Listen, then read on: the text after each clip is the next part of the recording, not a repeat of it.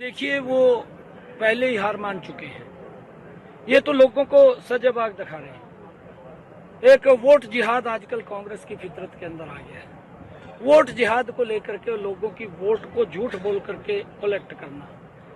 राहुल गांधी को देखिए, राहुल गांधी बोलता है कि एक झटके के अंदर गरीबी को समाप्त कर दूंगा।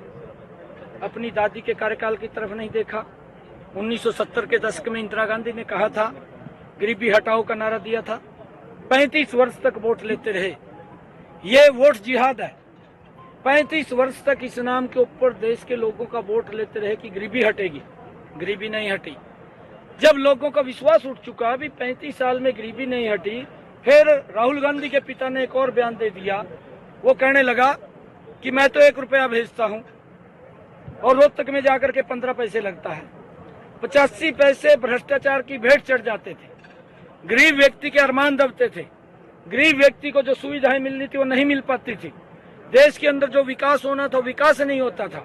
ये वोट जिहाद था और लोग देखते रहते थे कि सरकार बनी है और उनकी बाद में उनको कोई सुविधा नहीं मिल पाती थी। हमारी माताएं बहनें आप लोगों के सामने है, 2-2 किलोमीटर से सर के ऊपर मटका रख करके पानी लेकर के आती थी।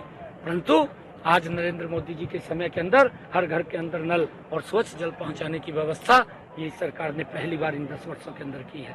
आज उन माताओं को भी सम्मान दिया है। और फिर ये वोट जिहादी है। राहुल गांधी बोलता है कि आप हमें वोट दो, मैं 1-1 लाख रुपया ठकाठक खटाखट खाते के अंदर पहुंचा दूंगा। अरे भाई, किसने तेरे को लिख कर दिया? ये तो कोई लिख करके इसको राहुल गांधी को देता है, उसको ये पढ़ता है और पढ़ करके बोलता है 50 लाख करोड़ रुपए का बजट बनता है। देश का बजट जो हमारा टोटल है 46 लाख करोड़ रुपए का है।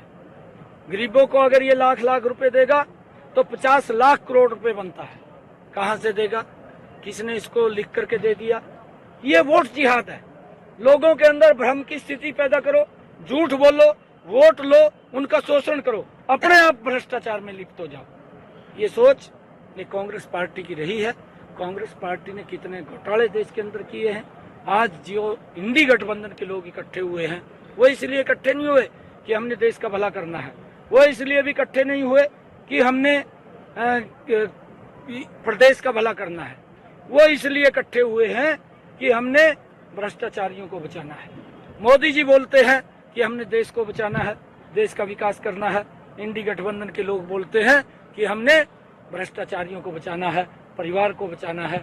आप कल्पना कीजिए, जो व्यक्ति कांग्रेस को पानी पी पी करके गाली देता था, मंच पर खड़ा होकर के बोलता था मैं बच्चों की कसम खाता हूं, मैं कभी भी कांग्रेस से समझौता नहीं करूंगा। कांग्रेस की अगर जांच की जाए, सोनिया गांधी की जांच की जाए तो तिहाड़ जेल के अंदर चली जाएगी। इतने घोटाले कांग्रेस के ऊपर हैं। ये बात ये केजरीवाल बोलता था। जो एक दूसरे को गाली देते थे, कांग्रेस केजरीवाल को गाली देती थी, केजरीवाल कांग्रेस को गाली देता था। दोनों भ्रष्टाचार के अंदर लिप्त थे और जो एक दूसरे को गाली देते थे वो एक दूसरे के गले मिल गए।